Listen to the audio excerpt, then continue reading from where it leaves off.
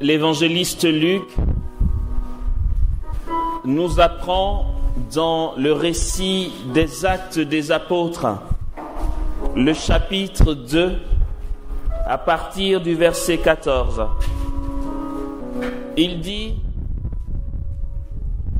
Pierre, alors, debout avec les 11,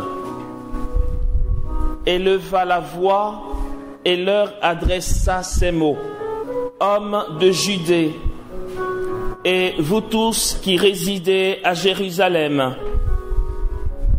apprenez ceci, prêtez l'oreille à mes paroles. Non, ces gens ne sont pas ivres comme vous le supposez. Ce n'est d'ailleurs que la 3e heure du jour. Mais c'est bien ce qu'a dit le prophète. Il se fera dans les derniers jours, dit Dieu, que je répandrai de mon esprit sur toute chair.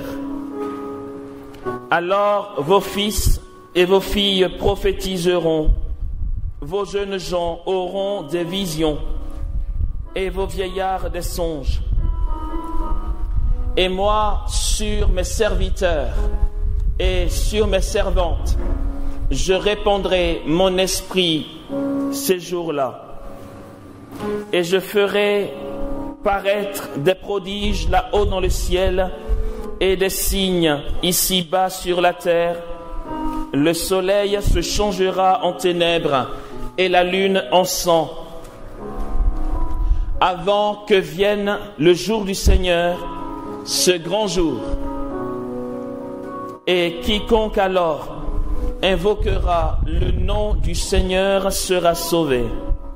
Hommes d'Israël, écoutez ces paroles. Jésus le Nazaréen, cet homme que Dieu a accrédité auprès de vous par les miracles, prodiges et signes qu'il a opérés par lui au milieu de vous, ainsi que vous le savez vous-même, cet homme qui avait été livré selon le dessein bien arrêté et la prescience de Dieu. Vous l'avez pris et fait mourir en le clouant à la croix par la main des impies. Mais Dieu l'a ressuscité, le délivrant des affres de l'Hadès. Aussi bien n'était-il pas possible qu'il fût retenu en son pouvoir. Car David dit à son sujet: Je voyais sans cesse le Seigneur devant moi. Puisqu'il est à ma droite, je ne puis chanceler. Aussi mon cœur s'est-il réjoui, et ma langue a-t-elle jubilé. Ma chair elle-même reposera dans l'espérance que tu n'abandonneras pas mon âme à l'Hadès et ne laisseras pas ton sein voir la corruption. Tu m'as fait connaître des chemins de vie. Tu me rempliras de joie en ta présence. Frères, il est permis de vous le dire en toute assurance, le patriarche David est mort et a été enseveli, et son tombeau est encore aujourd'hui parmi nous.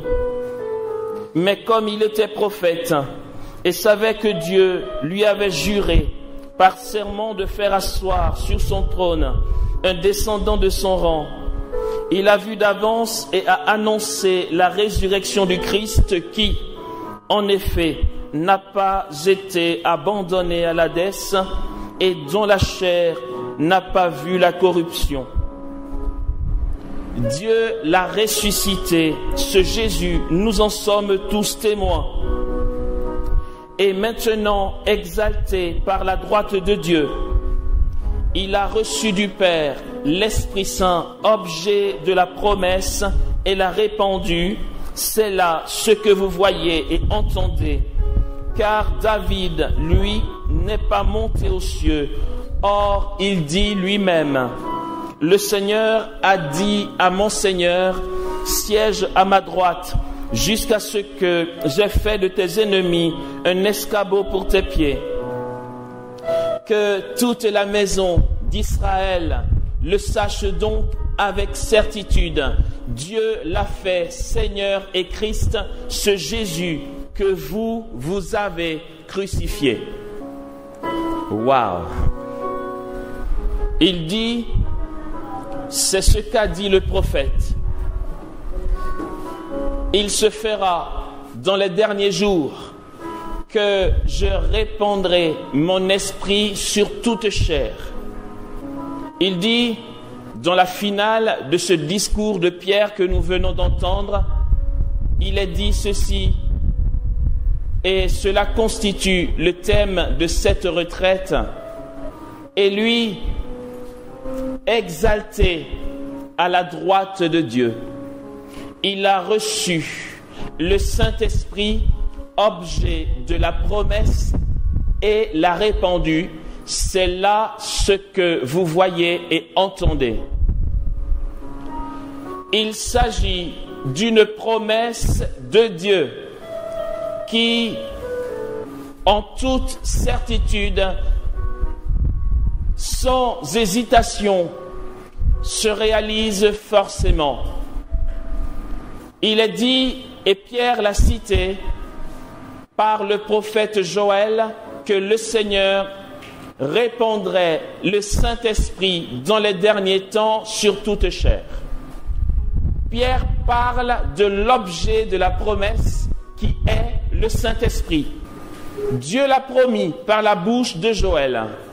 Le Christ, celui qui baptise dans le Saint-Esprit, puisque c'est cela le témoignage que lui rend Saint Jean-Baptiste, celui sur qui tu verras l'Esprit descendre et demeurer, c'est lui qui baptise dans le Saint-Esprit. Jean dit, et moi j'ai vu, et j'atteste que celui-ci est vraiment le Fils de Dieu. Jésus, le Fils du Père, qui a reçu l'onction du Père, il le dit lui-même en proclamant le prophète Isaïe dans la synagogue, « L'Esprit du Seigneur est sur moi ». Alors, rempli de la puissance du Saint-Esprit, Jésus, celui qui baptise à son tour dans le Saint-Esprit, au commencement du livre des Actes des Apôtres, va attester cette promesse du Père en disant à ses disciples, Jean a baptisé avec de l'eau, vous, c'est dans le Saint-Esprit que vous serez baptisés dans peu de jours. C'est le verset 5 du chapitre 1er des Actes des Apôtres. Le verset 8 de ce même chapitre 1er dit, vous allez recevoir une force, celle du Saint-Esprit qui viendra sur vous. Alors vous serez mes témoins à Jérusalem et la Samarie et toute la Judée jusqu'aux extrémités de la terre. C'est l'objet de la promesse. Dieu l'a promis. Et les apôtres sont témoins de la réalisation de la promesse du Père. Aussi, les apôtres qui reçoivent le Saint-Esprit le jour de la Pentecôte constituent le commencement de l'Église, et tout ce qu'ils ont reçu à la Pentecôte, nous en bénéficions aujourd'hui, dans ce sens que nous formons un corps. L'Église est fondée sur la foi des apôtres. Le Saint-Esprit leur tombe dessus et c'est le commencement officiel de l'Église. Ils sont remplis de la puissance du Saint-Esprit et tout devient complètement nouveau. Tout devient autre chose. Il y a une autorité. Cette autorité qui émerveillait les foules à Jérusalem lorsque Jésus prêchait. Il disait, on n'a jamais entendu un homme parler comme cet homme. Il parlait en homme qui a autorité. Et le peuple rendait grâce en disant, un grand prophète s'est levé parmi nous. Les apôtres, à ce moment-là, étaient en admiration. Ils étaient dans la contemplation, ils étaient fascinés, ils étaient complètement bluffés de voir cette puissance qui se dégageait de la personne du Christ. Et puis, qu'est-ce qui se passe lorsque le Saint-Esprit promis par le Christ leur est donné? Ils font l'expérience de cette même autorité dont nous pouvons être témoins dans les mots que choisit Pierre. Il n'a pas peur, il n'est pas intimidé par le nombre de personnes rassemblées à Jérusalem. Il n'a pas peur qu'on aille le dénoncer. Il n'a plus rien à perdre. Il vient de faire l'expérience de quelque chose. Il goûte un bonheur céleste, la manifestation en son cœur du royaume de Dieu. Comment peut-il encore avoir peur des êtres humains? Sa vie n'a plus d'importance car elle est toute donnée pour le royaume. Et puis, tant mieux s'il est mis à mort. En fait, Pierre n'est plus intimidé par rien, comme Jésus n'était intimidé par rien. Et le Saint-Esprit qui l'inspire lui donne d'improviser une prédication qu'il n'a pas préparée. Il n'a pas été relire les textes de l'Ancien Testament. C'est vrai, il est juif pratiquant, donc d'entendre la liturgie du temple, il y avait en lui cette résonance de la parole de Dieu. Mais le Saint-Esprit, comme l'avait dit Jésus, vous rappellera tout ce que je vous ai enseigné. Et quand le moment arrive, Pierre improvise une prédication. Et puis, c'est synthétisé. Il part de l'Ancien Testament, il rappelle le prophète Joël, il passe par David, et là, il annonce la vérité qui concerne Jésus de Nazareth qu'ils ont mis à mort. Et il a l'intelligence pour savoir que c'est ce jour-là l'accomplissement plénier de la promesse de Dieu par la bouche de Joël. Il est inspiré, complètement saisi. Or, c'est cela la vocation de l'Église, frères et sœurs. C'est ainsi que doit vivre l'Église. Elle est fondée dans la puissance. Et l'Église est missionnaire où elle n'est pas. Si l'Église n'évangélise pas, elle n'a pas de raison d'être. Or, l'évangélisation de l'Église, c'est ce à quoi nous assistons dans les Actes des Apôtres. Pierre est saisi, et nous sommes nous aussi appelés à être saisis lorsque nous témoignons, que nous soyons mus par la force et la puissance du Saint-Esprit, pour que notre témoignage touche les cœurs et ramène au Seigneur ses fils en grand nombre. Quelle lenteur! Ça, c'est une interprétation personnelle. Quand je regarde et quand je constate nos missions, lorsque nous partons, nous voyageons et que les religieux, les religieuses voyagent pour aller fonder ou aller en mission, où est la puissance, frères et sœurs? Nous sommes devenus des personnes intellectuelles, des personnes, oui, intelligentes dans le savoir-faire, pour construire des bâtiments. Et on parle de mission pour fonder une communauté sur une terre qui ne connaît pas Jésus. Et puis ça prend des années et de longues années, parce que parmi les missionnaires qui ont ce titre de missionnaire, il n'y a pas de personnes ayant la folie ni l'autorité de sortir de la communauté et se mettre au coin de la rue pour annoncer sans peur et sans honte la vérité de Jésus. Quelle est la mission actuelle de l'Église? Est-ce que nous nous sommes affadis? L'Église, mon Église catholique, est fondée sur cette puissance du Saint-Esprit. Sinon, frères et sœurs, les choses sont lentes. L'Église est sacrement du salut. Entendons, l'Église est le moyen donné aux hommes pour que les hommes rencontrent le Christ et soient sauvés. Si l'Église ne le fait pas, personne ne le fera. Dieu fait avec l'Église, et heureusement qu'il y a eu dans l'histoire de l'Église quelques fous comme Pierre, comme Paul, comme les apôtres, les disciples qui ont annoncé l'Évangile, comme tous les saints que l'Église cite en modèle. Heureusement qu'il y a eu quelques fous pour conserver cette flamme des débuts jusqu'à nous ici aujourd'hui. Quelle est notre part? Quelle est notre contribution pour les années à venir, pour les siècles à venir, si toutefois Jésus n'est pas encore revenu? Quelle est notre contribution? Et puis, je ne comprends pas pourquoi je suis devenu trop cérébral. Quand j'ai la nostalgie souvent de quand on est jeune converti et qu'on a la fougue. Je dis, mais pourquoi quand on vieillit dans la vie chrétienne, on devient si coincé? Je dis, Jésus, je suis coincé là, fais un truc, je fais quoi maintenant? Dans le temps, c'était, non mais vas-y quoi, allez vas-y mon gars, tu t'en fous. Aujourd'hui, je sais ce qu'on appelle le contexte pastoral, faire attention, mais c'est compliqué. Je me rappelle un événement justement dans mon temps où je ne me prenais pas la tête. Nous avions été, quand j'ai été en France en 99, j'avais 2 ans de vie communautaire à la communauté des béatitudes. J'ai fait 2 ans ici, en Côte d'Ivoire, à Issia, au sanctuaire Notre-Dame de la Délivrance.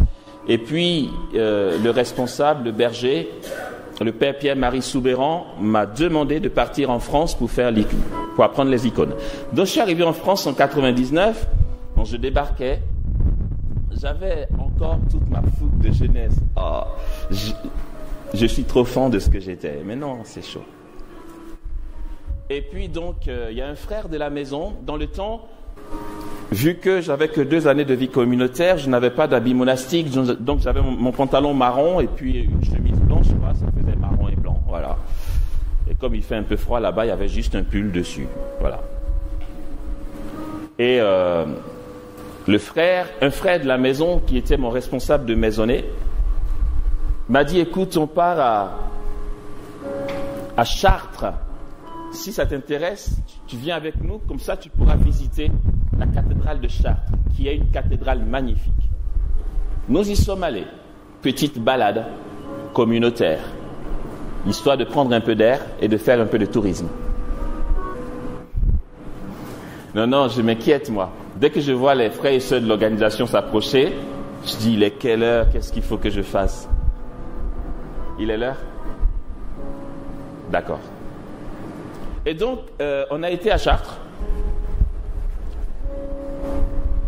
Et puis, on a visité, il m'a expliqué les vitraux, c'est vraiment beau, c'est magnifique, c'est immense. Et il y avait plein de touristes. Des Allemands, des Belges, des Anglais, des Français eux-mêmes qui venaient d'autres régions. Enfin, il faisait beau, donc il y avait du monde à l'intérieur de la cathédrale et sur l'esplanade. Et moi, quand j'ai vu la foule, j'ai dit, mais c'est carrément pas possible que je passe dans ce coin sans annoncer Jésus. Mais c'est pas possible, quoi. Parce que je vois les touristes, ils sont pas chrétiens, hein, ils viennent juste prendre des photos. Et puis il y a du monde là. Ah non, mon cœur commence à me brûler. Je regarde le frère qui, lui, était déjà moine, donc en habit monastique. Je le regarde. Il a l'air de regarder là-haut. Je dis, je fais quoi là? J'improvise un truc ou pas? Comment il va le prendre? Je dis, écoute, tant pis, de toute façon, ce que je vais faire n'est pas contraire à l'évangile. Je suis monté sur un banc. Je me kiffe, je vous assure. Je suis monté sur un banc en béton qui était là pour justement les touristes qui voulaient s'asseoir, pique-niquer. Je suis monté sur un banc. Et là, j'ai élevé la voix. J'ai dit, bonjour, messieurs et dames. Waouh. Excusez-moi, j'en ai pas pour longtemps, j'ai juste un petit témoignage à vous faire. Ah, le frère qui m'a emmené là s'est retourné. Après, il va raconter, il va dire, non, mais attends, je voulais disparaître tellement j'avais honte de voir Amos debout là, en train de parler au public, quoi. Il avait honte de montrer qu'il était avec moi. Mais en fait, c'est après qu'il va raconter ça, parce que moi, je ne le voyais pas. J'ai élevé la voix. Alors, les gens se sont retournés. Certains, ça a amusé certains. Ils se sont dit, mais qu'est-ce qu'il fout, quoi? D'autres étaient curieux. Certains encore, peut-être, se sont dit, c'est un évangélique. Ah non, moi, j'étais à l'aise. Ah, c'était puissant, ça. J'ai dit, je suis ivoirien, je suis en France depuis telle date, je suis chrétien et je suis chrétien catholique. Et j'ai donné mon témoignage. J'ai dit, j'ai connu une adolescence très difficile et j'ai rencontré Jésus de Nazareth. C'est en son nom que cette cathédrale a été dressée ici. Et c'est parce que dans son nom, cette cathédrale a été dressée et qu'elle est magnifique que vous venez en touriste. Mais au-delà de cette cathédrale, je vous annonce la puissance du nom de Jésus et je vous invite à adhérer à sa personne. Un truc à peu près comme ça, c'était l'idée générale. Je ne me rappelle plus les mots, mais j'ai fait un petit truc en 5 minutes, bien nickel béton, en disant, maintenant, si certains veulent donner leur vie à Jésus, je suis avec le frère qui est là, venez nous trouver. Ah, purée. Ah, c'était bien. Ah, c'est pas vrai. Qu'est-ce qu'on devient des papis, quoi. C'est même plus... Enfin, voilà, quoi. Ah, c'est puissant.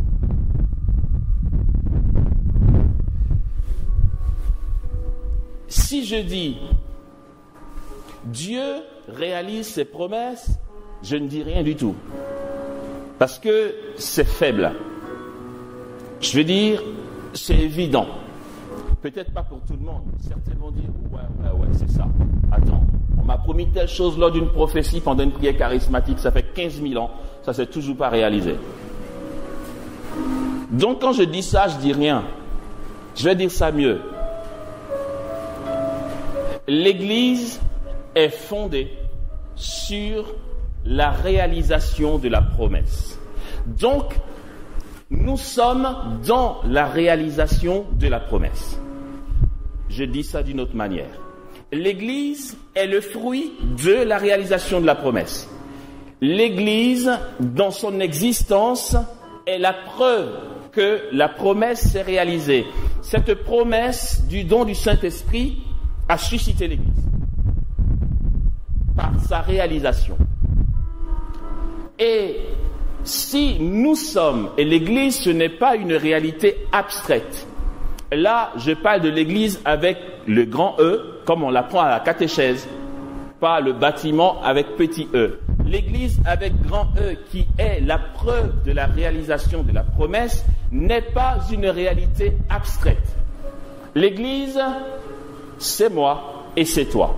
Nous formons le corps du Christ, qui est l'Église. Ce corps du Christ, qui est l'Église, est puissance du Saint-Esprit, parce que c'est dans cette puissance qu'elle est née officiellement. Et comme nous le savons certainement, on ne peut pas parler de la réalité de l'Église sans parler de la puissance du Saint-Esprit. On ne peut pas les séparer. On ne peut pas parler de la mission conjointe de l'Esprit avec le Fils sans parler de l'Église. C'est pourquoi le credo dit: je crois en Dieu le Père Tout-Puissant, créateur du ciel et de la terre. Ok, ça c'est réglé. Et en Jésus-Christ, son Fils unique, notre Seigneur, qui a été conçu du Saint-Esprit, né de la Vierge Marie, a souffert sous Ponce Pilate, a été crucifié, mort, a été enseveli. Le 3e jour est ressuscité des morts, est monté aux cieux, est assis à la droite de Dieu, le Père Tout-Puissant, d'où il viendra juger les vivants et les morts. Ça aussi c'est réglé. L'Église dit: je crois au Saint-Esprit, à la Sainte Église catholique. Oups, mais les autres, on a dit un peu plus de choses sur eux. Pourquoi on passe vite comme ça sur le Saint-Esprit? Je crois en Dieu le Père Tout-Puissant, créateur du ciel et de la terre. C'est déjà bien. Et en Jésus-Christ, son Fils unique, notre Seigneur, qui est né de la Vierge Marie. Plein de trucs. Et puis, je crois au Saint-Esprit. Hop, c'est fini. À la Sainte Église catholique. Mais en fait, non, c'est pas fini. C'est que la réalité du Saint-Esprit est ce qui se vit dans l'Église. Voilà. Quand on dit Saint-Esprit, on ne peut pas parler de l'œuvre de l'Esprit Saint sans dire la vie de l'Église. Tout ce que vit l'Église, c'est l'œuvre du Saint-Esprit. C'est pourquoi on a l'impression qu'on le zappe. Mais non, au contraire, il a aussi une palette donc d'actions que l'on confesse. Je crois en l'Esprit Saint et il s'agit toujours de l'œuvre de l'Esprit Saint en la Sainte Église catholique, en la communion des saints, en la rémission des péchés, en la résurrection de la chair et à la vie éternelle. Tout ça, c'est l'œuvre du Saint-Esprit. Donc, cette puissance qu'a connue l'Église naissante est ce qui fait notre Église. Nous sommes dans la réalisation. L'Église est la réalisation. L'Église, c'est moi et c'est toi. Je suis la réalisation de la promesse du Père. C'est pourquoi, frères et sœurs, c'est pourquoi je suis trop content que nous soyons ici. C'est trop bien. C'est pourquoi c'est bien. Non, c'est vraiment bien. Regardez. Ce qui est cool dans l'Église, ce qui est bien dans son enseignement, ce qui est logique dans la logique divine, c'est qu'en fait, on n'a pas à se prendre la tête. Nous sommes ici rassemblés pour une retraite. Je vais vous dire tout de suite. Il est hors de question qu'on se dise, est-ce que cette retraite sera bénie ? Quoi ?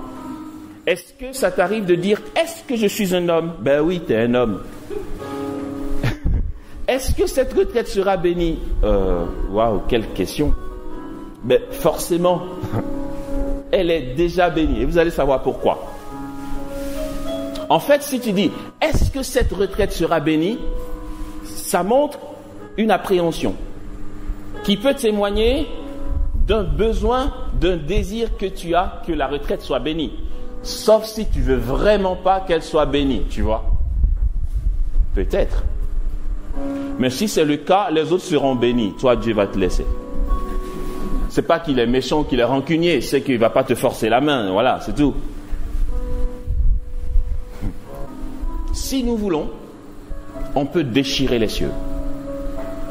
On peut déchirer le voile qui nous sépare de l'invisible. Si nous voulons. C'est pas, mais est-ce que Dieu va le faire ? Non. Est-ce que nous voulons ? Si on veut, ça se fait. Dieu a tout donné et tout constitué. Je vais parler d'une notion que certains connaissent, en tout cas ceux qui ont l'habitude de venir aux écoles de prière, savent ce que je vais citer là en rappel pour mieux continuer ce sur quoi je vais m'arrêter. Parce que j'ai vu que le Père Georges Bois est arrivé. D'accord, merci beaucoup. Il y a une notion dont nous avons parlé lors des écoles de prière, deux notions, qu'on a appelées la grâce acquise et la grâce infuse. Je fais un petit briefing sur ceux qui n'en ont jamais entendu parler. Si je n'explique pas ça, la suite peut vous paraître du forcing, mais vous allez voir que ça n'a rien d'un forcing et que c'est l'ordre des choses. Comment dire ça vite et bien ? On va appeler grâce infuse, je commence par ça, les surprises du bon Dieu dans nos vies. Une grâce à laquelle on ne s'attend pas, qui nous tombe dessus et en fait c'est comme un bonus. On dit, oups Seigneur, mais je n'avais pas demandé ça, ah ben merci. Voilà. Ce n'était pas dans les formulations de tes prières quand tu étais face à Dieu. Et puis, il te fait un cadeau. Ou aussi, on va appeler grâce infuse la manifestation des charismes ou les grâces ou les dons de révélation. C'est des choses qui ne dépendent pas de nous. Je donne un exemple. Si on a été à une évangélisation et que l'on a vu le Père Emiliano Tardif ou le Père Raymond Alter traverser l'allée et puis des gens sont guéris simplement par leur passage, ce n'est pas que ces deux prêtres ou encore ce n'est pas que ce prêtre, si je prends l'exemple de l'un ou de l'autre, ait fait quelque chose de particulier. En général, quand les témoignages sont donnés, ils sont émerveillés eux-mêmes. Parce qu'ils ne savent même pas que leur passage a provoqué une guérison. Dieu l'a fait à leur insu, même si ce que Dieu a fait était attaché à leur personne. C'est le débordement, en fait, de notre vie d'union à Dieu qui s'exprime dans ce genre de fruits-là. On va appeler la grâce infuse. Ça nous surprend nous-mêmes. C'est la fleur qui pousse de terre, quoi. Toi, tu as jeté, tu as semé, et puis tu viens, il y a une belle fleur. Ben voilà, ça s'est fait, la conséquence, ça a été la cause de ce que tu as fait, de jeter le grain. Le fait de jeter le grain, je vais l'appeler la grâce acquise. Je m'explique mieux. L'on peut dire, supposons que vous êtes journaliste et que vous faites une interview au père Emiliano Tardif. Vous lui dites, mais Padre, la dernière fois, vous avez traversé l'assemblée simplement et puis des gens ont été guéris. Comment vous faites ça? Et le père Tardif qui répond, j'ai pas fait. Je n'ai rien fait. Le Seigneur a voulu le faire comme ça, il l'a fait. Ah ouais, mais quand même, pour que Dieu fasse ça quand vous êtes là, vous devez être quelqu'un de béni ou d'intime à Dieu. Et le père Tardif qui va répondre, j'ai ma vie de prière personnelle. Je fais l'adoration le matin, 1 heure, je fais la messe à midi, le soir, je fais les vêpres, je vais visiter les malades, je confesse un peu, et puis je dors. C'est ça mon programme de la journée. Donc, vous avez une vie de prière, mon père. Oui, et c'est le programme que je viens de vous donner. En fait, ce programme-là, ça n'est pas une surprise qui lui tombe dessus. C'est lui qui s'est assis, qui a réfléchi, qui a dit « Je veux vivre ça dans la journée comme vie de prière ». Du coup, ce n'est pas une surprise. Ça vient de son initiative, d'accord? Il s'établit un programme qu'il va respecter. Et parce qu'il respecte ce programme de prière tous les jours, le Seigneur bénit sa vie et quand il est en mission, il y a ce genre de fruits. Vous comprenez? Du coup, là, on va dissocier sa vie de prière qu'il organise pour rester en communion avec Dieu et quand il est en mission, comment le Seigneur s'éclate par sa personne, en fait, finalement. Dans un côté, son programme, je vais l'appeler la grâce acquise. Grâce acquise parce que c'est comme si on acquérait les grâces que l'on reçoit dans notre programme, si vous voulez, de prière. Ce n'est pas que nous ayons un mérite, c'est que j'ai acquis la grâce parce que je me suis décidé, d'accord, à saisir la grâce par un programme que je me suis fait. D'où l'expression grâce acquise. Grâce infuse, c'est comme une infusion. Tu n'y es pour rien, ça te tombe dessus. Vous comprenez à peu près ou pas? C'était juste un briefing pour ceux qui n'ont jamais entendu parler de ces deux notions. Mais je pense que ceux et celles qui viennent aux écoles de prière sont bien vaccinés là-dessus maintenant. Ok, ça c'est réglé. Maintenant que c'est réglé, on va pouvoir avancer et la dernière partie, enfin la fin de mon topo là, va nous présenter, si vous voulez, une vision d'ensemble de ce que nous allons vivre ce week-end. Nous sommes partis de la prédication de Pierre, qui annonce au peuple qu'ils ne sont pas ivres et que c'est simplement la réalisation de la promesse qui donne la naissance officielle de l'Église. L'Église est la preuve que la promesse est réalisée. L'Église vit de puissance puisqu'elle a été fondée par cette réalisation du don de la puissance. Ok.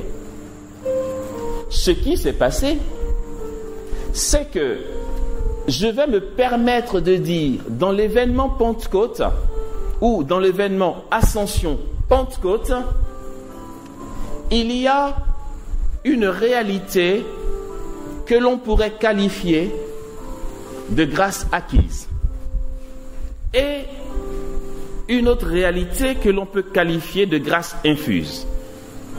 La grâce infuse, c'est évident à voir, c'est le jour de la Pentecôte. Ils ont entendu un grand bruit, ils ont dit « Qu'est-ce qui se passe dehors ?» Mais le temps de regarder par la fenêtre, l'endroit où ils étaient était déjà saturé des langues de feu. Ça leur est tombé dessus. Et puis, la prédication devient facile en fait.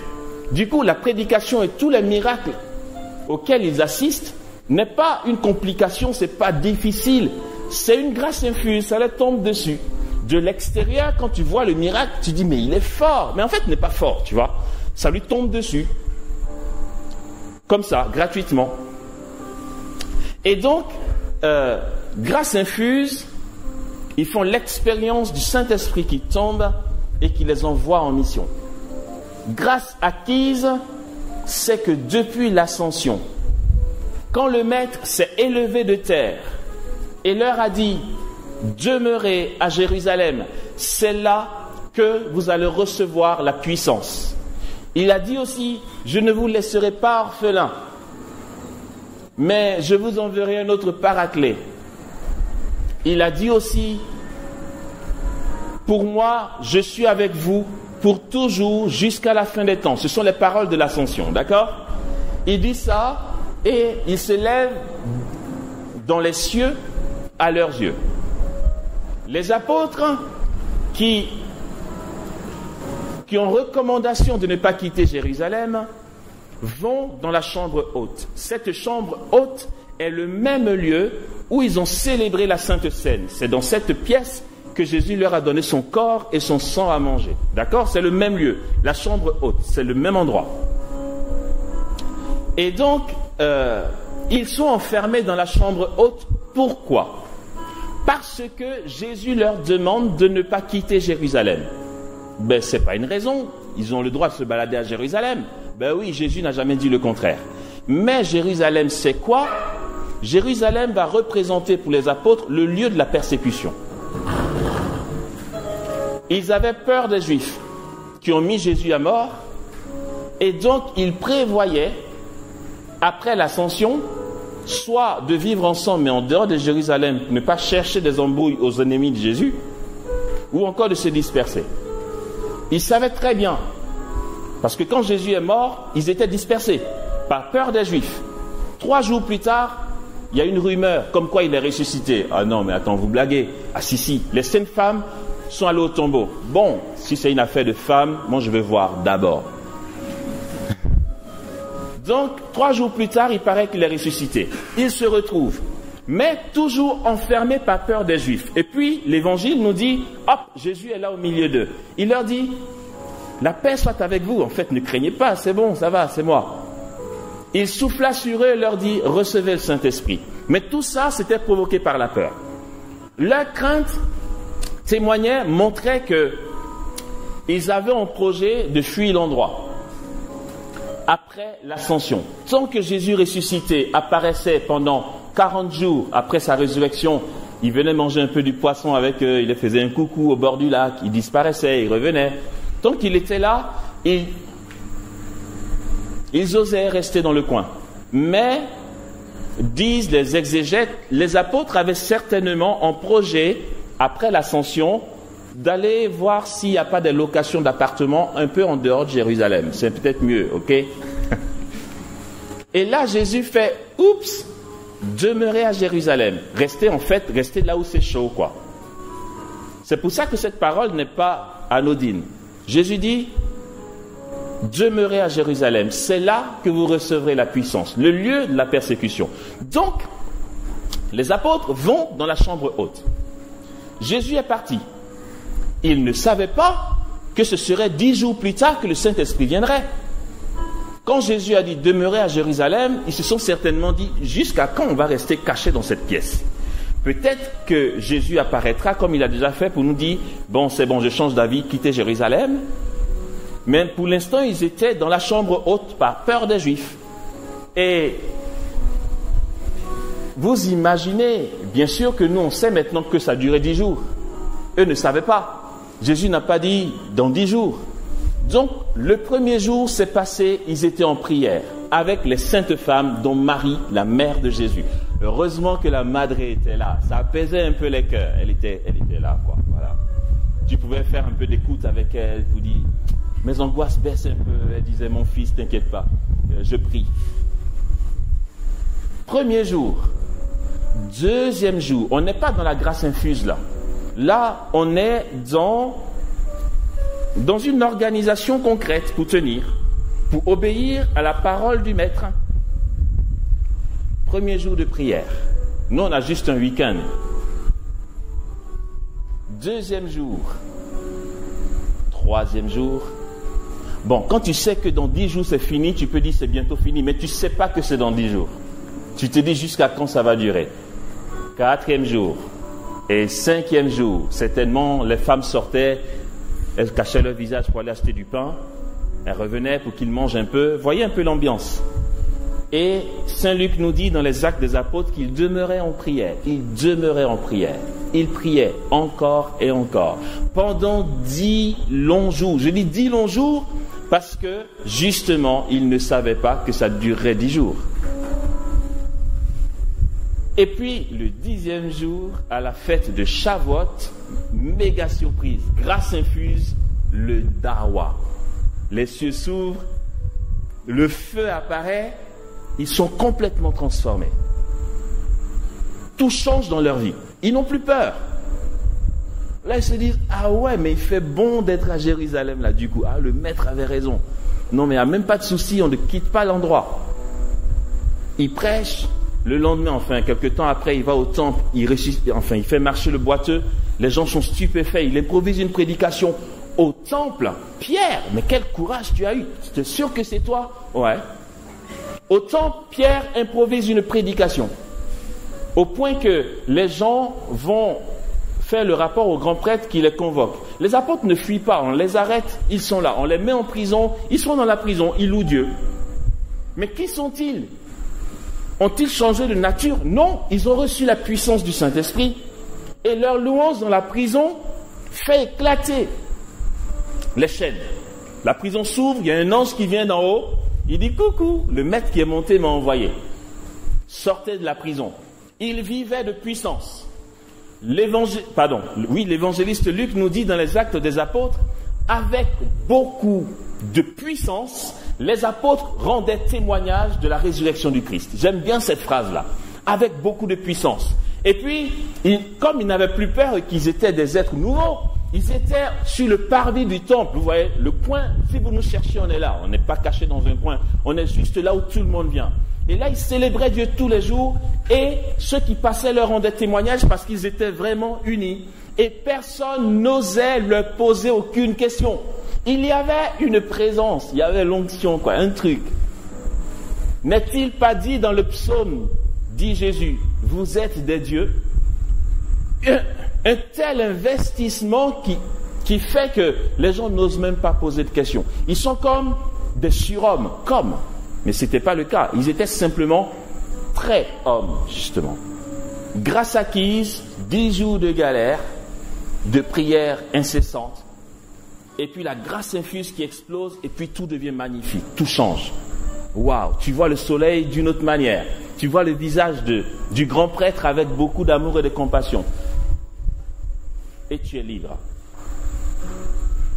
C'est ce que nous pouvons vivre ici, pendant cette retraite. Ah, c'est bien. Mais ils avaient 10 jours. Nous, on n'a que 2 jours et demi. Ouais, mais bon, c'est pas grave. Peut-être qu'eux ont eu besoin de 10 jours parce que c'était le commencement de ce qu'on a déjà. Nous, on a déjà. On est au cœur de l'accomplissement, au cœur de la puissance. Ok. Cette grâce acquise, c'est chaud. En fait, quand tu dois t'organiser pour prier, c'est chaud. La grâce infuse, c'est mieux. Tout coule de source, tu fais rien, c'est cool. Mais pour bénéficier de ça, plonge un peu dans la connaissance de ton Dieu, dans une intimité, dans une prière incessante. Et c'est chaud, ça. Ce n'est pas parce que c'est chaud que ce n'est pas bon. Au contraire, ce que nous vous proposons, donc, comme grâce acquise, qui va provoquer la grâce infuse, laquelle va se manifester ici ou chez vous, peu importe, il fait ça quand il veut. Ce que l'on vous propose comme grâce acquise, c'est justement, primo, la retraite. On décide, on fait les spots radio, on met un thème, vous entendez, vous dites, je décide, je vais à la retraite. On est à fond dans la grâce acquise là. C'est notre initiative. Je pars pour prier un week-end à Bingerville, Centre Sainte-Thérèse. Ok. Nous vous accueillons et nous vous proposons de vous faire fuir en fait. Ouais, on est désolé, hein. Parce qu'en fait, le message, la vérité de foi n'est pas quelque chose qui est censé faire plaisir à notre ego, nous flatter. Le message, la vérité de foi, tu la prends ou tu la laisses, tu vois. Parce que il n'y a pas de juste milieu, c'est la vérité. Et en fait, comme on sait que la grâce acquise, plus elle est pratiquée, produit des grâces infuses d'une énormité incroyable, on s'est dit, pour nos frères et sœurs qu'on aime de tout notre cœur, on va proposer des grâces acquises bien corsées. C'est pour ça que je dis, en fait, on vous propose de vous faire fuir. C'est pas grave si vous dites ce soir, ah non, le programme que j'ai entendu, c'est même pas la peine. Moi, je retourne, c'est pas grave. On va te porter en prière. Ça va être pour la prochaine fois.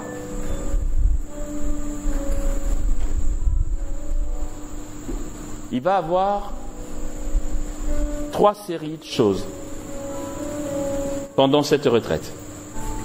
Vous leur avez lu le programme? Pas intégralement? D'accord. Donc vous avez entendu parler. Je suis sûr que quand vous avez entendu ça, vous avez fait ouh là là là là là là. Mais c'est quoi ce truc? Très simple. On finit de parler là, on va à la messe, tranquillous. Ça c'est une bonne grâce infuse aussi, mais là acquise, pardon. Tranquillous, bonne petite messe, comme on sait faire. Ensuite, on va manger. Oh, ça c'est un moment que j'aime aussi, manger. Et puis après manger, oups, couvre-feu. Si tu n'as pas l'habitude de dormir tôt, essaie de bouquiner, allonge-toi, détends-toi, le sommeil viendra. Il faut que tu sois en train de au moins coucher à 21h, au plus tard à 22h, il faut que tu sois en train de dormir. Débrouille-toi. Parce qu'à 3h30 du matin, la cloche sonne. Je vais faire comme mes sœurs du service catholique d'évangélisation. Ah, gain.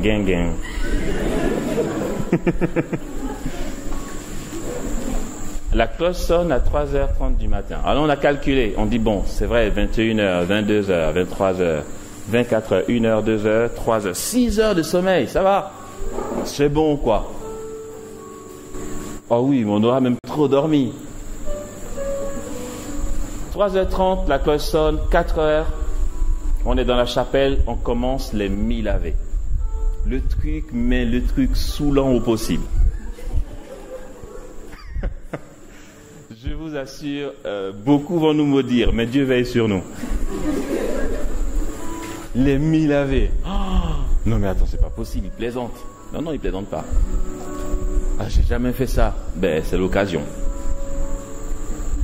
Ça devrait finir, si on commence vraiment à l'heure, 4h, on devrait finir vers 10h du matin. C'est 5 fois le rosaire. Et le rosaire fait 4 fois le chapelet. Ah oui, on arrêtera pour la messe. Non, mais à 8h à la messe, c'est ça? Quand il y a la messe, on arrête. On continue après. On continue. Et quand les mi-lavés sont finis, si ce n'est pas encore l'heure de manger, on expose Jésus. Et on fait adoration jusqu'à midi. Donc, en fait, de 4h du matin jusqu'au repas du midi, grâce acquise. Bien, mais vraiment bien, quoi. Corsé, je vous assure. Yes. Ah, ça, c'est bon, ça. J'aime trop. Je vous assure, le jour où les gens vont entendre retraite d'école de prière, ils vont dire ah non. Non, c'est même pas la peine. Voilà le programme jusqu'à demain midi. Et puis, les membres de l'équipe ont voulu que ça fasse formation école de prière en même temps. Sinon, moi, je prévoyais l'adoration tout l'après-midi. Mais bon. Donc demain, après le repas, on fait une petite sieste parce qu'on se sera levé tôt. Et donc, on se retrouvera pour 2 thèmes de formation, comme on fait dans les écoles de prière. Le premier thème est celui-ci, la mission conjointe du Fils et de l'Esprit. Voilà. Le truc bien doctrinal, bonne information. Et puis, ensuite, un deuxième orateur qui va traiter le thème « L'Esprit Saint, acteur principal de la nouvelle évangélisation ». Après, c'est une pause, vers 18h. Pause, quartier libre. On peut respirer, souffler un peu, dire « Oh, purée, j'ai cru qu'on n'aurait jamais ce temps libre. » On prend le repas et on vient pour une petite veillée. Donc, première catégorie, la prière, la demeure en Dieu. Deuxième chose, deuxième dimension, la formation. Et demain soir, nous allons avoir une petite assemblée qui se veut charismatique. Là, yes, on va s'éclater un peu. Ça va pas être les 1000 AV, vous voyez, on va s'éclater. Et pendant ce moment-là, voici ce que je vais nous proposer. Ça va être une forme de grâce acquise qui a ses fruits. Frères et sœurs, nous allons invoquer le Saint-Esprit. C'est-à-dire, le truc du genre, tu invoques au point que tu as mal à la mâchoire, tu dis rien à personne, tu sors, tu respires un peu, tu bouges la mâchoire, tu reviens. On va dire, ouais, mais bon, ça suffit, c'est du forcing. Ouais, ça ressemble à ça, la grâce acquise, oui. Ça ressemble à du forcing. Ouais, j'ai pas envie de prier. Si tu as peur du forcing, ne prie pas. Mais tu prieras jamais, parce qu'on n'a pas souvent envie de prier, je vous assure.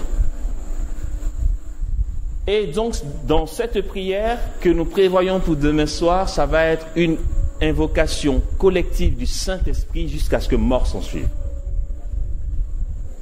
Ah oui, je vous assure, si l'Esprit Saint lui-même doit paraître comme un oiseau, mais qu'il le fasse, quoi. Mais on ne le lâche pas. On va y aller. On sera fatigué. Je vous assure. Je vous dis juste, on sera fatigué. On va invoquer. On va dire, ah, mais ça suffit. Non, ça suffit pas. On l'invoque. Jusqu'à ce qu'un truc se produise. Or, ça se produit tout le temps. On est déjà dans la puissance, frères et sœurs. On est l'Église. On est la réalisation de la promesse de puissance. Donc, le Saint-Esprit se manifestera, je ne vais pas dire forcément, parce que c'est comme s'il était forcé, évidemment, voilà, dans la logique de son amour. Demain, ça va être une effusion collective du Saint-Esprit. Je vous assure, on va l'invoquer. Mais bien, quoi. Et puis, l'idéal, c'est qu'au plus tard, à minuit, on est arrêté pour aller se coucher. Parce que lors des autres retraites d'école de prière, pour ceux qui y ont participé, vous avez dû remarquer qu'on veillait, on faisait des tours d'adoration toute la nuit. Mais on a décidé qu'on ne fait plus ça. Parce que la grâce suppose la nature. Autrement dit, quand tu es en bonne santé et bien reposé, la grâce agit mieux. C'est vrai, on veillait pour prier, pour manifester notre zèle, mais il ne faut pas que ça nous rende malades ou que ça nous fatigue. Ça, c'est pas la gloire de Dieu. Si personnellement, volontairement, tu veux aller veiller pour prier, faire preuve de zèle devant Dieu, il sera content. Mais ça sera ton choix personnel. D'accord. Ça sera ton choix personnel, il n'y a pas de souci. De toute façon, moi, je le fais. Je ne te dis pas de le faire, moi, je le fais. Mais ça me regarde. Voilà. Mais ensemble, on a décidé qu'on ne fait plus ça. Donc, on va veiller à ce qu'il y ait au moins 6 heures de sommeil tous les jours. Et donc, idéalement, la veillée de demain soir finira à minuit. Idéalement. Pour qu'on aille se coucher jusqu'à 7h, 7h30 du matin, dimanche. Et quand on se réveille, imaginez la suite. On expose Jésus et vous êtes assis devant. Il n'y a pas d'autre chose. Mais le petit déjeuner, tu en auras plein chez toi si tu veux le petit déjeuner. Mais bon, pour ne pas être fatigué, le petit déjeuner sera en self-service. On va tout disposer. Et puis c'est l'adoration. Dans la liberté des enfants de Dieu, quand tu sens que tu as un creux, tu te lèves discrètement, tu te sers, tu manges, tu reviens à l'adoration. Dimanche, on expose Jésus. Quand c'est l'heure de la messe, on fait la messe, on continue l'adoration jusqu'à ce qu'on fasse la conclusion de la retraite vers 11h, 11h30, questions-réponses, prière finale. On mange et on se dit ciao les mecs, ok? Voilà. Voici le planning.